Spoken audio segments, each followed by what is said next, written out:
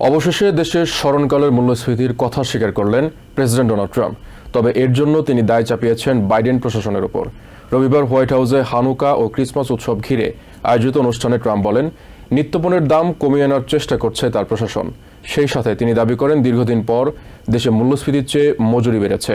এছাড়া ব্রাউন ইউনিভার্সিটিতে বন্দুক সহিংসতা এবং অস্ট্রেলিয়ায় ইহুদি বিদ্বেষী হামলায় নিহতদের প্রতি শোক প্রকাশ করেছেন প্রেসিডেন্ট। তিনি বলেন, দুই ঘটনাই দেশে বিদেশে ব্যাপক নাড়া দিয়েছে। শনিবার সিরিয়ায় আইএসের অতর্কিত হামলায় আমেরিকার দুই সেনা ও একজন বেসামরিক দোভাষী নিহত হয়। একই দিনে ব্রাউন ইউনিভার্সিটিতে বন্দুক সহিংসতায় প্রাণ ঝরেছে দুজনের। রবিবার বিশ্ববাসীকে হতবাক করে দিয়ে অস্ট্রেলিয়ার সিডনির একটি সমুদ্র সৈকতে ইহুদি ধর্মাবলম্বীদের হানুকা উৎসব ঘিরে সমবেত লোকজনের প্রতি নির্বিচার গুলিবর্ষণে বেশ কিছু মানুষের হতাহতের ঘটনা ঘটেছে।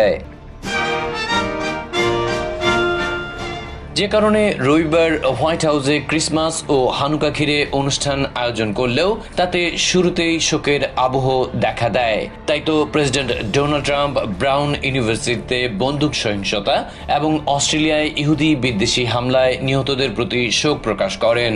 বলেন, দুটি ঘটনাই দেশে বিদেশে ব্যাপক নাড়া দিয়েছে। অস্ট্রেলিয়ার প্রধানমন্ত্রী অ্যান্থনি অ্যালবানিজের প্রতি সহমর্মিতা প্রকাশ করেন প্রেসিডেন্ট। এছাড়া সিরিয়ায় অ্যাম্বুশে দোভাষী ও দুই আমেরিকান সেনা নিহতর ঘটনায় ট্রাম্প বলেন, আইসিস দমনে একযোগে কাজ করছে দামেস্ক, ওয়াশিংটন। ইতিমধ্যে সন্ত্রাসী সংগঠনটির বিরুদ্ধে ব্যাপক অভিযান শুরু হয়েছে বলেও জানিয়েছেন তিনি। এরপর বক্তব্যের মাঝেই আগত অতিথিদের সাথে কুশলাদি বিনিময় করতে থাকেন ডোনাল্ড ট্রাম্প। নিজ প্রশাসনের অর্থনৈতিক দর্শনে আমেরিকা কতটা লাভবান হয়েছে তার ফিরিস্তি তুলে ধরেন। জানান, মাত্র 10 মাসে দেশের অর্থনীতিতে 18 ট্রিলিয়নের বেশি যুক্ত হয়েছে। এক পর্যায়ে দেশে নিত্যপণ্যের ঊর্ধ্বগতি এবং স্মরণকালের মূল্যস্ফীতির কথা স্বীকার করে নেন প্রেসিডেন্ট। তবে এজন্য তিনি দায় চাপিয়েছেন বাইডেন প্রশাসনের উপর। ট্রাম্প বলেন, ডেমোক্রেটরা তাদের অর্থনৈতিক ব্যর্থতার দায় এড়াতে জনতার আর্থিক সক্ষমতা নিয়ে প্রশ্ন তুলছে। অনুষ্ঠানে ট্রাম্প বলেন, দেশের ইতিহাসে নিত্যপণ্যের মূল্য ধরাছোঁয়ার বাইরে চলে যায় বিগত প্রশাসনের আমলে, যাতে লাগাম টানার চেষ্টা করছে তার প্রশাসন। প্রেসিডেন্ট আরও দাবি করেন, দীর্ঘদিন পর দেশে মূল্যস্ফীতির চেয়ে মজুরি বেড়েছে। দেশে প্রতিনিয়ত কর্মসংস্থান তৈরি হচ্ছে উল্লেখ করে আবারও অর্থনীতি পুরোপুরি ঘুরে দাঁড়াবে জানিয়ে সবাইকে ক্রিসমাসের শুভেচ্ছা জানান ডোনাল্ড ট্রাম্প।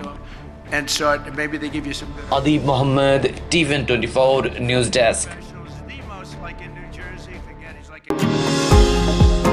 নিউ ইয়র্ক থেকে সম্প্রচারিত টিভিএন 24 টেলিভিশন বিশ্বজুড়ে বাঙালির কণ্ঠস্বর।